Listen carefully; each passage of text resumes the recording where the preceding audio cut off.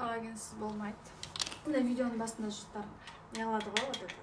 Шайларыңызды дайындап алыңыздар, қазір сіздермен бірге күшті әңгіме айтамыз. Менде коллаген дайындап қойдым. Қазірге не айтам? Сұрақтардың көбісінен байқасам, сіз қалай үлгересіз, қандай секреті бар, как вы это делаете, как вы успеваете деген сияқты сұрақтар. Кожың уже көріп жүрген шығар, Инстаграмда қалай жақсарғанын. Кеттік, бастайық. Ау! Мен негізі бір күн жоспарлаған істерімнің бәрін істеймін. Жүйе болса, кез келген нәрсеге үлгеру оңай. Мысалы, не істеймін? Бірінші пландаймын, ұйықтар алдында пландап аламын. Ертең шамамен осы жұмыстарды істеймін деп. Ең маңызды нәрсе, мысалы, таңертең ерте тұруға тырысамын, ұйқымды қандырып тұруға тырысамын. Ол негізі адамға өте маңызды, ол үшін ерте жату керек. Ерте жатуға тырысамын. 2 баламен кейде это невозможно, бірақ соны жасап жүрмін. Одан кейін сол пландарды жазып жатқаннан кейінгі, мысалы таңда тұрған кезде мен шамамен примерно қандай жұмыстар атқаратынды білуім керек. Мысалы шамамен таңертең тұрдым, планымды қараймын, так, осылай. Обедке, мысалы таңғы 8-гі завтракқа дейін міндетті түрде маскамды жағамын, өзімен айналысамын. Жаңағы пландарыма қосымша өзгерістер енгіземін, қыздарға тапсырмаларды беремін, және таңертең тұрып чат-боттарымды тексеремін міндетті түрде. Внутреннее состояние деген бар, психологпен жұмыс деген бар. Мысалы сол жерде маңызды нәрсе, мысалы трансформациялық жаттығуларым бар, соларды орындаймын. Бетіме уход жасаймын, короче, бәрін істеймін. Одан кейін завтрак дайындаймын, таңғы ас, балалардың перекустары бар, садикке алып кететін, соларды дайындаймын, сумкаларын дайындаймын, бәрін дайындап жатамын. Негізі киімдеріне келетін болсақ, ертерек дайындап қоюға тырысам, түнде істеп қоюға тырысам, сондықтан негізі көп нәрсеге үлгеруге болады. Даже балалармен бірге 8-де тұрғанның өзінде үлгеруге болады. Ал завтракты кейде болады, мен заготовкалар дайындап қоямын, сол заготовкаларды пісіре саламын. Немесе таңертең жұмыртқаны қуырамын, каша істеймін, просто бетіне фрукты әдемілеп, полноценный белоктар деп айтады ғой, сондайлармен тамақ ішуге тырысамыз. Сол моментте тамақ ішіп болғаннан кейін бүкіл витаминдерімді істеймін. Өзімнің ішкі состояниеме, ішімдегі витаминдерге қазір қатты мән беріп жүрмін. Осы биыл өзімді тастап жүрген екенмін да, соны биыл өзімді қолға алып, кәдімгідей түріме, шашыма, тырнақтарыма, іштегі витаминдеріме бәріне мән беріп соларды ішіп жүрмін. Осының бәрін болғаннан кейін кіші ұлды садикке апарып тастаймын, үлкен ұлды әкесі алып кетеді. Ең маңызды нәрсе, баланы садикке апарып тастағаннан кейін міндетті түрде үй шашылып жатыр ма, ойыншық шашылып жатыр ма, ештеңеге қарамаймын. Тек қана мен сайттарымды, инстаграмдағы контентім, видео түсіретін болса, видео түсіремін, қыздарды шақырамын съемкаға, клиентпен сөйлесетін уақыттар, осы уақыттарда клиентпен сөйлесемін, обедке дейін сол кездесулерді обедке дейін сағат 12-ге дейін жоспарлаймын. 12-де ұлым садиктан шығады. Соған дейін мен тек қана жұмысымды жасаймын. Осы сайттарымды өзім клиентпен тапсырыс алған тапсырыстарымды бәрін осы 12-ге дейін телефон қоспаймын, сериал қарамаймын. Тек қана фокусым сол моментке ғана ауысып тұрады. Сол кезде фокусыңыз ауыспаған кезде бәріне үлгересіз. Фокусыңыз жан-жаққа шаршамас үшін, сондықтан завтракты бәрін реттеп қою керек та, сол кезде шаршамай спокойно отырасың. Егер үйіңізде мысалы басқа адамдар болатын болса, лучше кафеге кетіп қалыңыз, білмеймін, коворкингтарға кетіп қалыңыз, жай далада отырып жұмыс істеңіз, оның өзі мысалы сіздің фокусыңызды басқа нәрсеге шаршатпауға көмектеседі. Обедте көбінде желательно заготовкаларды дайындауға тырысамын. Обедкі тамаққа үйдің жігіт жолдасым келеді, қайнанам келеді, обедте міндетті түрде тамақ пісіруім керек. Содан кейін заготовка дайындауға тырысамын, немесе мысалы жұмысқа кіріскен уақытта ет мысалы турап қойып, дайындап қоямын негізі еттерді. Соны просто тушить етіп, жай отқа қойып қоямын, болды. Ол мені күні бойы жұмыс істеп жатқан уақытымда мені отвлекать етпейтіндей. Содан кейін 12-де ұлды алып келемін садиктан, сол кезде үстіне жаңағы отдельный гарнир уже ет пісті, не пісті, үстіне тураға заттарым сала салам, болды, бір жарты сағатта уже обед дайын деген сияқты. Заготовкаларыма қаттырақ мән беремін, сол кезде менің уақытымды экономдауға күшті көмегі тиеді. Дейді маған, біреу үшін сіз анасыз, біреу үшін сіз бизнес-вуменсіз дейді, ал мен өзім үшін негізі айтатын нәрсе, мен өз өмірімнің авторымын. Жүйелі болса, мысалы, жүйелі өмірде болады. Мысалы, мен балаларыма сапалы уақытты беремін. Балалар үйде болған кезде мен олармен ойнаймын, кітаптарын оқимын, жасап бер деген жаңағы неше түрлі қағаздардан фигураларын соларды мен жасаймын. Мысалы, кеше Мұстафаға мынадай қолбақ жасадық. Оны жасаудың өзіне маған 1 сағаттай уақыт кетті, өткен қолбақ тіктім, оған тырнақтарды жабыстырдым. Сонымен ол мысалы ойнады да, әкесі келгеннен кейін ойнады, төремен ойнады. Сол кезде оны качественно басындағы миды іске асыратын нәрселерді мен жасаймын балалардың. Качественно уақыт өткіземін. Кітап оқығанда да оқимын, сол жерде түсіндіремін, айтамын, сұраймын, эмоциясына қараймын, қандай реакция беріп жатыр, қандай сұрақ туындады, соның бәріне качественно жауап беремін. Баланың қалауына көбірек мән беремін. Мысалы, мен жұмыс істеп жатырмын, егер бос болмасам айтам, Мұстафа, маған 20 минут уақыт бер, мен қазір 20 минут жұмыс істеп алайын, содан кейін сенімен ойнаймын. Таймер бар Мұстафаның өзінің, сол таймеріне 20 минут қоямын, 20 минуттан кейін будильник біткеннен кейін жұмысым бітпесін, мен тұрамын да баламен айналысамын. Сондықтан балаларға не деп айтады, прямо балалар қалайтын анамын деп ойлаймын, өйткені олардың қалауына, олардың болашағына план құрамын, сонымен бірге жұмыс жасаймыз, оларға түсіндіремін. Осы качественно уақыт бөлудің өзі, күніне 1 сағат даже сөйтет уақыт бөлетін болсаңыз, оның өзі балаға күшті көмек. Балалар оны сезінеді, вот менің анам маған деген качественно уақыт бөледі, менімен ойнайды ғой деп, балаға эмоция ретінде естеліктер қалдыру керек, және болашағына фундамент құю керек сіздер. Әлден 1 жаста, 2 жаста демеңіздер, мен баламен 2 айынан бастап бассейнге тасимын, развивашкаларға апарамын. Төренің өзін мен кешіктіріп апарғанның өзінде 1 жас 4 айында мен уже развивашкаға өзім апарып жүрдім, өзім барамын, қараймын, отырамын қасында. Сразу сөйлемейді деп ренжитінем, сразу тілі шықты. Қазір мысалы біз 1 жас 9 айдамыз, уже 2-3 сөзді қосып сөйлейміз. Сосын бизнес-вумен дейді. Мен енді өзімді бизнес-вуменға жатқыза алмаймын. Менің командам бар, бірақ официальный офисім жоқ, школам бар, бірақ үлкен школа деп мен айта алмаймын. Мен бизнесменмін, ойбай деп те айта алмаймын. Мен өзімнің айналысатын ісім бар, өзімнің хоббим бар. Жолдасыма тәуелді болғым келмейді, сол үшін бұл менде пайда болған менің айналысатын ісім. Әзір енді бизнес деп айта алмаймын, болашақта мүмкін болып қалар.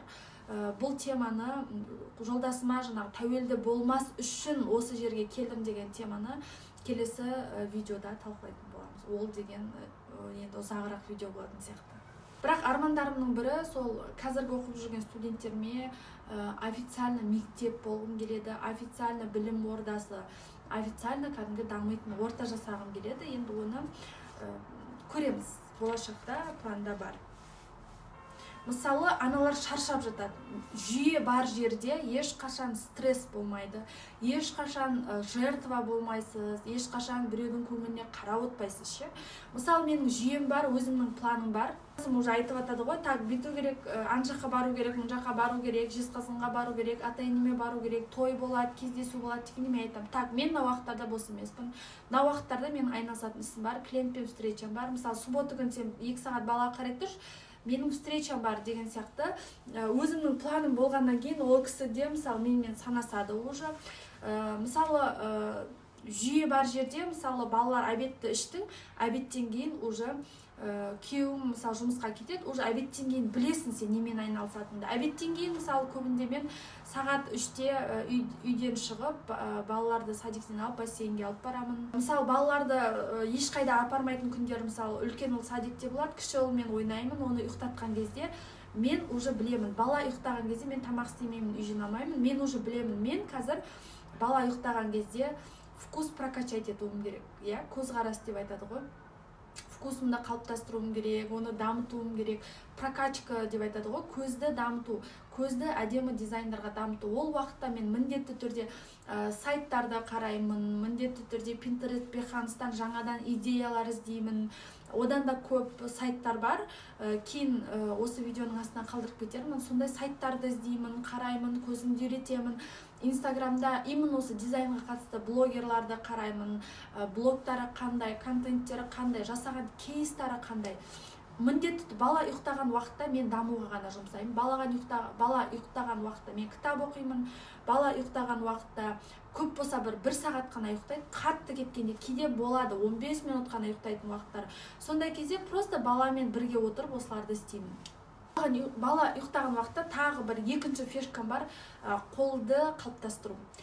Мен фигмада күніне жоқ дегенде 25 минут фигмада жаңадан дизайндар жасаймын, жаңадан плагиндарды жасаймын, жаңадан баннерлар жасаймын, қолым ұмытып қалмас үшін және қолым жылдам жұмыс жасау үшін міндетті түрде осы нәрселерді мен бала ұйықтаған уақытта жасаймын. Егер бала ұйықтамаған болса, осының арасында бала өзі ойнап отқан моментті ловить етіп аламын да, бала ойнап отырма, бәрін тастаймын да жүгіремін, компьютерға отырамын.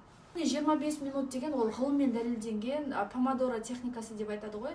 Ғылыммен дәлелденген кез келген іске сен целый день айналысып 4-5 күн тастап кеткеннен гөрі сен қазір күніне 25 минут, 20 минуттан уақыт бөліп айналысып, часто айналысқаннан сен қолыңда қалыптасады, сенің жаңағыдай миыңда сонымен жұмыс жасап отырады. Ми ұйықтап қалмас үшін міндетті түрде ми жұмыс жасау үшін неше түрлі нейрожаттығулар жасау керек, кітап оқу керек, оны сызу керек, жазу керек, ойыңды жазу керек қағазға. Былай ғой деп, сол кезде миың қартаймайтын болады. Ми деген айтады ғой, ми жұмыс жасамаған кезде қартаяды.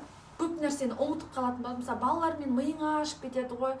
Ана затты қайда қойғаныңды не помнишь. Тағы да бір затты ойлап тұрасың, бардың, ұмытып қалдың. Оның бәрі деген жүйе жоқ, мида тыныштық жоқ, мына жерде план жоқ, мынау таза емес. Ана бәрін көп ойлаған кезде, жүйе жоқ кезде, конечно, ана каша болып жатқан кезде сен ұмытып қаласың бәрін. Сондықтан мен каждый мелочь жазамын. Сағат 12-де врач, сағат 1-де обед, сағат 2-де ыдыстар жинап боламын да, сосын мынаны істеймін. Даже шашымды жууды да мен планға қойып қоямын. Мысалы, шашымды жуу, суға түсудің бәрін мен желательно таңертең тұрып жасаймын. 5-те 6-да ұйқыдан тұрамын, ертерек өзіме қараймын. Қыздар еще тағы да мынадай сұрақтарды қызықтырады деп жазыпты маған, қазір ол жерде де көрейік. Бірінші дейді, күн тәртібімді айттым. Еще айтып кететін нәрсе, мысалы, обедте, мысалы, бала ұйықтағанда жаңағы істермен айналыстым, я. Уже кешкі асқа көбірек мән беремін. Кешкі асқа балалардың жейтін тамақтары, холодный закускалар дайындауға тырысамын. Тамақ қана емес, салат, холодный закуска, тағы арасында бір перекустар, балалардың сондай хотелкаларын істеуге тырысамын. Сондықтан кешке, мысалы, сағат 5-терде уже мен кешкі асқа дайындаламын. Асқазан толық болған, маған маңызды, отбасымның және үйімде уют болған маңызды. Сол уақыттарда робот пылесосымды қосамын, үйді реттеймін, көзге көрініп тұрған шаңдарды, айналарды сүртіп, ваннымды бәрін сол кезде жақсылап тазалап қоямын, бәрі кешке келген кезде әдемі болып тұру үшін. Бірақ, конечно, не всегда это идеально. Кейде үлгермеймін, үлгермеген кезде өзімді жаңағыдай, не деп айтады, үлгермеген кезде өзімді кінәламаймын. Үлгермедім, болды. Салат істемей қалды ма, болды, істемей қалды. Ешқандай проблема жоқ. Отбасым маған қалай қолдау көрсетеді дейді. Отбасым негізі бастапқы, менің тұрмысқа шыққаныма 5 жыл болды, бастапқы 4 жылда ешкім маған қолдау көрсеткен жоқ, даже жолдасым. Бір жерге баратын болсам, қабағы түйіліп, біреумен кездесем десем, прямо нервштетіп, ашу келіп сөйтетін. 4 жылдан кейін барып қолдау көрсетіп жатыр қазір. Негізі көп адамда негізі ешкім қолдау көрсетпейді, тем более күйеуім вообще тапқан ақшамды көрмейтін, білмейді да қанша табатынымды, оған вообще қызық емес. Сосын оған балалар главный тыныш болса, үйім таза тұрса, әдемі тамақтар пісіп тұрса, солар өте маңызды.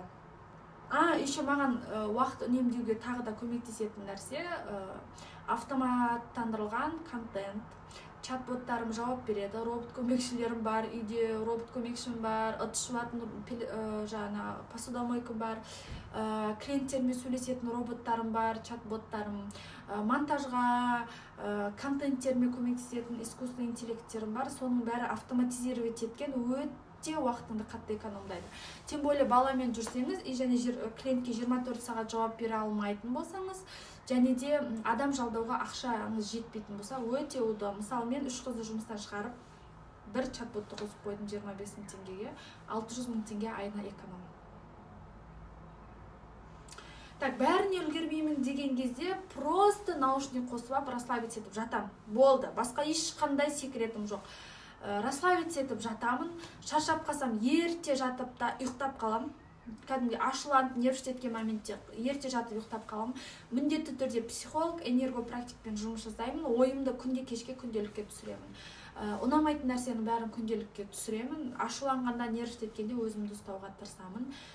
Мотивация, қатты шли мотивация жоқ. Даже менің сөйлесетін подружкаларым да жоқ екен кейде қарап отырсам. Сондықтан менің мотивациям ол мен және менің өмірім және ойым, өзім арманыма қол жеткізуді ойлаймын, болды. Ешқандай жертва болып, ашуланып, ренжудің қажеті жоқ деп ойлаймын. Ең маңызды нәрсе ол өзіңнің не қалайтыныңды ұмытпау, қандай өмірді сүргің келетінді ұмытпау, қандай өмірге жеткің келетінді ұмытпау. Сол кезде ешқандай мотивация керек болмайды деп ойлаймын.